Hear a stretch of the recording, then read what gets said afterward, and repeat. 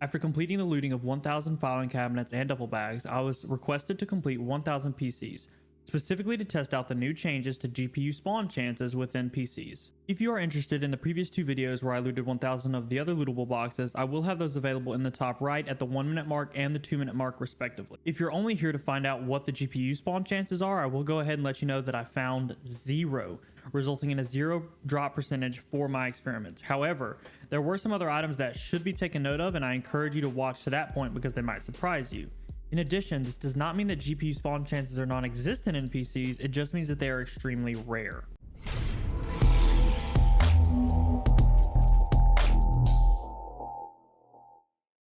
During this experiment, as previously stated in earlier videos, I completed all of these raids on PMC online, preferably nighttime raids in areas that are not looted. If it seems to be combed through, I do not count those PCs to avoid skewing any results. I did want to mention that most of these PCs are close to areas that are contested. However, the areas that the PCs are actually in are generally not contested. The most dangerous part of this is getting from one PC or one group of PCs to another group of PCs. But once you actually get to the PCs, you're fine. Most of these areas are, for the most part, left alone, with the exception of the information desks in Ollie, just because you're obviously in the very middle of Ollie, as well as the offices in IDEA. These are two pretty contested areas. Those are some that I would be careful with when I'm around. In most cases, if you are within the office rooms, you can remain pretty quiet and most PMCs will just walk right by you.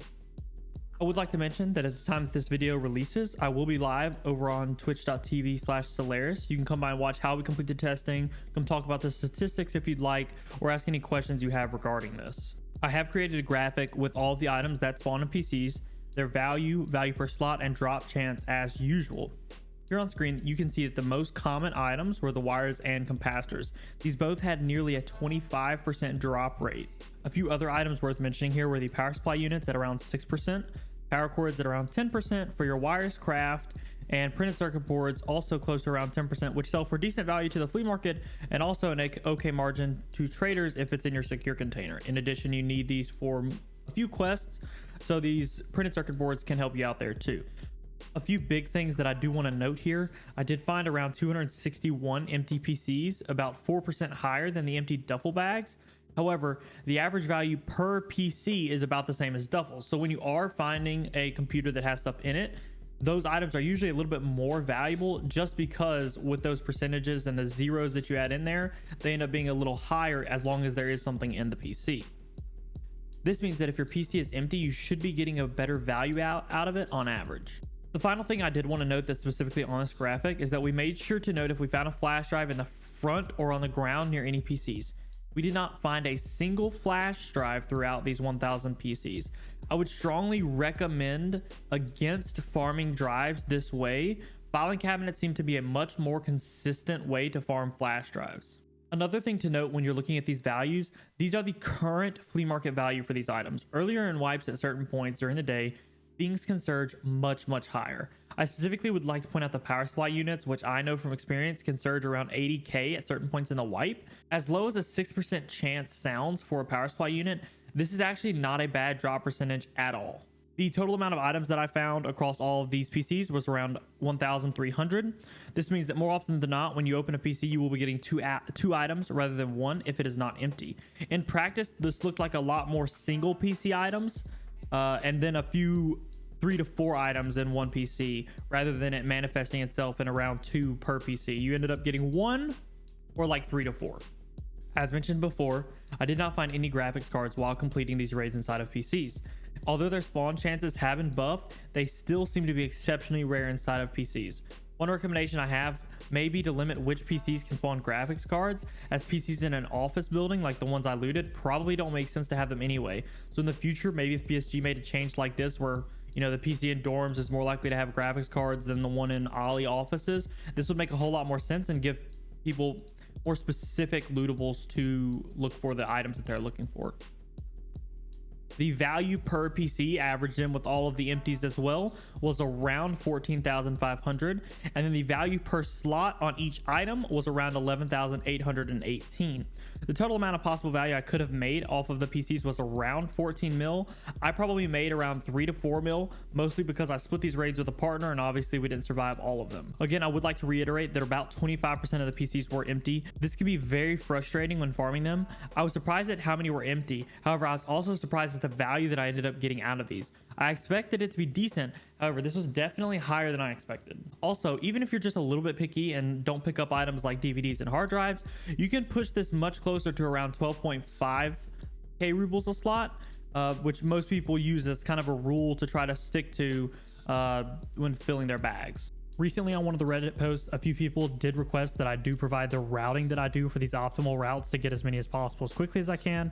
For this route, I had a friend actually run Interchange and find the best route because he determined that Interchange had the most PCs and was the best route. He optimized the route based on this information. Once he gathered how many PCs, he just, slow walked through the raid, checked as many areas as possible and found as many PCs as possible, and we optimized the route based on this. There are 6 main places that you will want to hit along this route, as well as 3 extra minor places that you want to hit if you have the time or if it's safe enough. The start of this route is generally on one side of the mall or the other, assuming that you start on the Ollie side. So you'll want to enter the offices closest to you. So if you walk into the front, you'll take the offices directly in on the right. If you walk in from the back, you'll want to go into those offices that are near the warehouse. After this, you would go to the 3 information desks within Ollie. After you complete this, you would go to the other side of Ollie and complete those offices there. Whichever side you started on, you'll just end up on the opposite side here now. Now, depending on which side of Ollie you're on, the best route for you to get to the next PCs is a little bit different. So if you start on the warehouse side of Ollie and you're ending up on the front side of Ollie, you'll want to run directly, like in front of that furniture store, towards that connecting hallway to Goshen. In there's an office that has 5 PCs. You want to hit that. If you start on the other side, or if you start on the opposite side and you end up by the warehouse side at the end of looting, you'll want to go out the back of Ollie into the back of Goshen, and then you work your way through Goshen to that same hallway to hit those same PCs. Once you complete that, you'll basically just run straight across Goshen. You'll go into the hallway that is almost exactly the same on the opposite side, hit the 4 or 5 PCs there.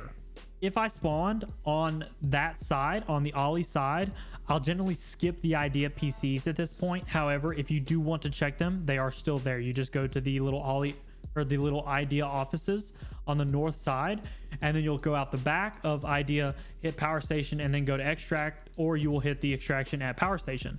If you spawn on the idea side of things, I would rush the idea office, rush power station after that. Then I would work your way back through Goshen and back through the Ollie offices, and then make my way out at Emercom. For the most part, this route is not that contested. You may occasionally run into people who are walking through Ollie, who are walking through Idea, who are walking through Goshen trying to extract. However, for the most part, we did not run into that many PMCs. We did have to fight a few PMCs for the PCs. However, for the most part, it was pretty easy. Just like in all videos, I have provided a link down below to the Google Sheet for you that we use to collect, compile, and calculate all this data. If you are interested, you can open that. If you would like to keep a copy as well, you can save this sheet and use it in the future. Please do not request access. All this does is spam my inbox. I've had so much fun creating these videos and having such a positive interaction with the Tarkov community. I hope that I can continue bringing you valuable information to the community and create a community of my own interested in collecting and presenting this kind of data. If you would like me to have more time to be able to dedicate to videos like this, it is very helpful if you like and subscribe, and also lets me know that these are the kinds of things that you like. If you have any questions, concerns, or are interested in helping out, or just want to say hi, comment those down below and I'll try to reply to all of those. Hopefully the next video will be released within the next week. Worst case scenario, it will always be released on the same time on Wednesday nights at 6:30. In the meantime, if you'd like to stop by on Twitch, you can stop in and say hey over there. Other than that, I'll see you in the next one. Thanks for watching.